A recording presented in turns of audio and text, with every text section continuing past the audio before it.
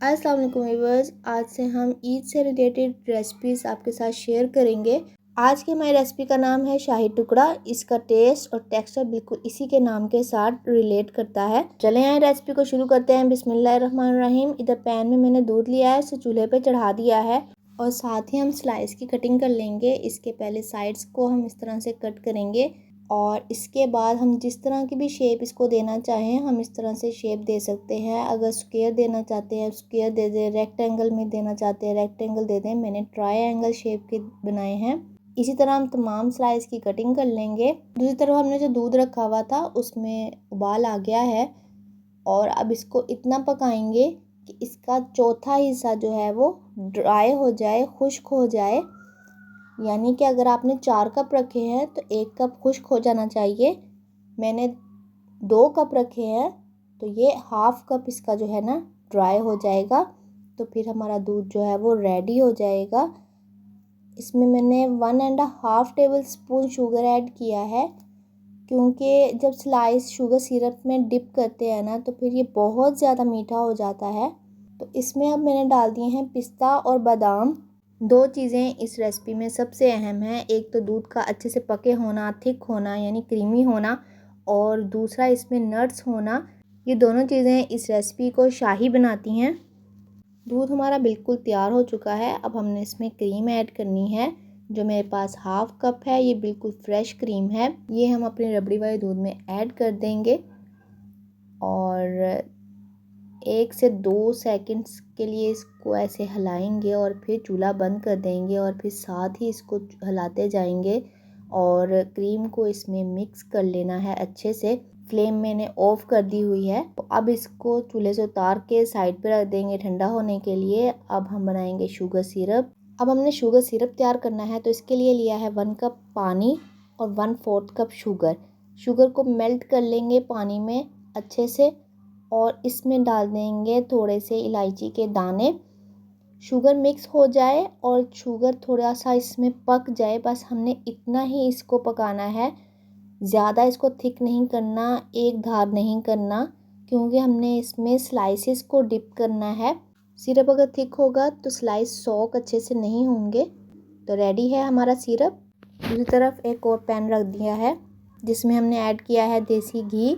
अगर आप देसी घी यूज़ नहीं करना चाहते तो आप नाशपाती घी इस्तेमाल करें, उससे भी टेस्ट बहुत अच्छा आएगा। आप इसे बेशक डीप फ्राई ना करें। अगर आपको कैलोरीज़ वगैरह का मसला है या कोई भी मसला है तो आप इसको बेशक डीप फ्राई ना करें। आप इसको इस तरह से शैलो फ्राई कर लें। देसी घी का टेस्ट जो है ना इसको बहुत रिच, बहुत शहाना बना देता है। अगर आप देसी घी यूज़ नहीं करना चाहते, वैसे तो ये हेल्थ के लिए बेस्ट है, अगर अवेलेबल नहीं है तो आप इसे बनास्पति घी में ही बना सकते हैं, क्योंकि बहुत सी मिठाइयाँ और डिज़र्ट जो हैं वो घी में ही बनते हैं, ऑयल में नहीं बनते।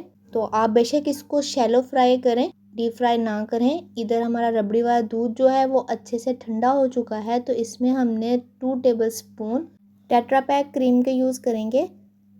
पहले ही मैंने fresh cream half cup add किया था, तो इसलिए मैं 2 टेबल स्पून ऐड कर रही हूँ। अगर आप फ्रेश क्रीम ऐड नहीं कर रहे तो आप पूरा पैकेट इसमें ऐड करेंगे, तभी रेसिपी का टेस्ट जो है वो रिच और क्रीमी बनेगा। तो अब स्लाइस को शुगर सिरप में ऐड करेंगे और इस तरह से इनको डिश में रखते जाएंगे। इसी तरह तमाम स्लाइसेस को हम डिप करते जाएंगे और इस ट्रे में सेट कर लेंगे। अगर आपको मेरी वीडियो पसंद आई है तो प्लीज़ वीडियो को लाइक और शेयर ज़रूर कर दीजिएगा, और अगर चैनल पे नए हैं तो प्लीज़ चैनल को सब्सक्राइब भी ज़रूर कीजिएगा। बेल आइकन का बटन दबाना मत भूलिएगा, इससे आपका और मेरा राब्ता सबसे पहले होगा।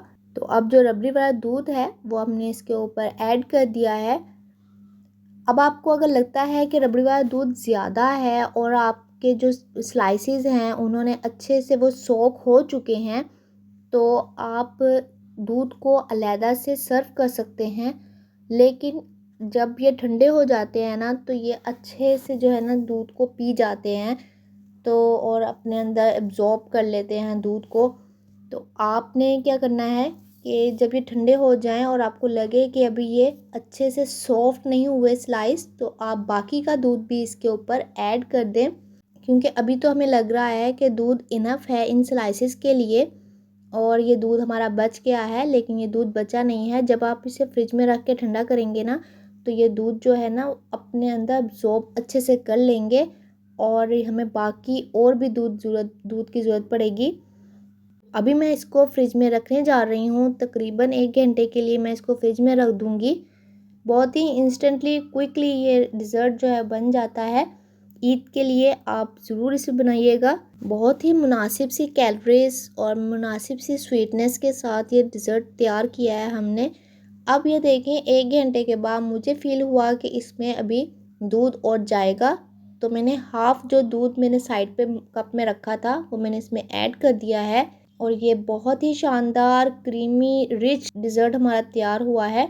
अब मैं बाकी का भी इस पे ऐड कर दूंगी और इसे दोबारा से फ्रिज में रख दूंगी जब तक कि मैंने इसको सर्व करना है। रेसिपी को ट्राई ज़रूर कीजिएगा। जाते जाते एक मरतबा फिर लाइक शेयर सब्सक्राइब करना मत भूलिएगा। मिलते हैं नेक्स्ट वीडियो में, तब तक के लिए अल्लाह हाफिज़।